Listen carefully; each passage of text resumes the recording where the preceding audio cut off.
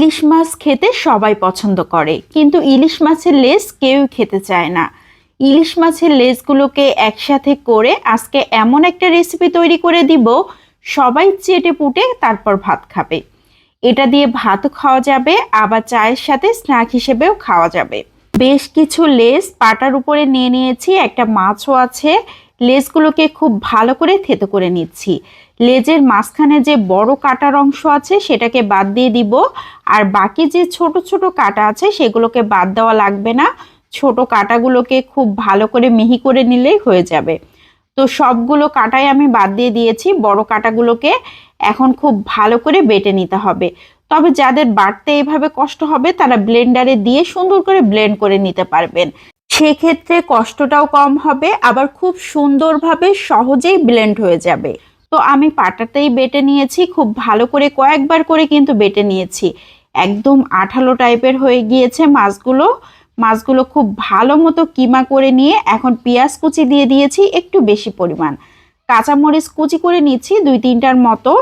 এখন দিয়ে দিচ্ছি লবণ আধা চা চামচ, হলুদ গুঁড়ো 1/4 চা চামচ, লাল মরিচের গুঁড়া দিয়ে দিয়েছি 1/4 চা চামচ, জিরার গুঁড়া 1/4 চা চামচ, আদা পেস্ট দিয়ে দিয়েছি 1 চিমটির মতো, রসুন পেস্ট 1/4 চা চামচ।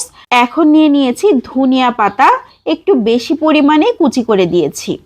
হাতের সাহায্যে সব কিছু খুব ভালো করে চটকে চটকে মাখিয়ে নিচ্ছি। এই মিশ্রণটা দেখার পরেই মনে হবে যে এখনই খাওয়া শুরু করি, এত সুন্দর দেখা যাবে।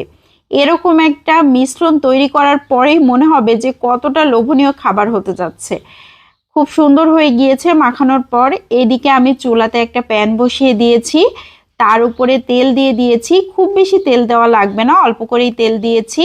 তেলটা যখন হালকা গরম হয়ে গিয়েছে এখন এইভাবে বড়ার মতো শেপ করে দিয়ে দিচ্ছি। এটা যে যেমন পছন্দ সেভাবে ভেজে নিতে পারবেন, অল্প তেলেও ভাজা যাবে, একটু বেশি তেলেও ভাজা যাবে। যারা স্ন্যাক হিসেবে খেতে চান তারা একটু বেশি তেলে ডিপ ফ্রাই করে নিতে পারেন। আমি অবশ্য গরম গরম ভাতের সাথে পরিবেশন করব, এজন্য হালকা করে একটু ভেজে নেব, খুব বেশি কড়া করব না।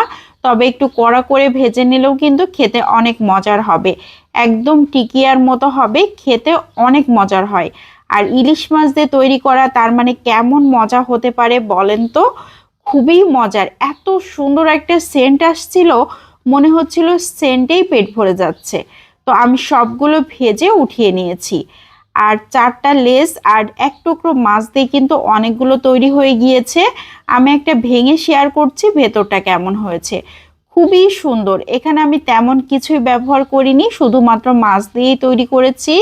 অসাধারণ টেস্টি হয়েছে। এরকম একটা রেসিপি হলে আর কোনো কিছুর দরকার হয় না। তো কেমন লাগলো সবাই লাইক ও কমেন্টের মাধ্যমে অবশ্যই জানাবেন। ভালো লাগলে বেশি বেশি করে শেয়ার করে দিতে পারেন। আসসালামু আলাইকুম।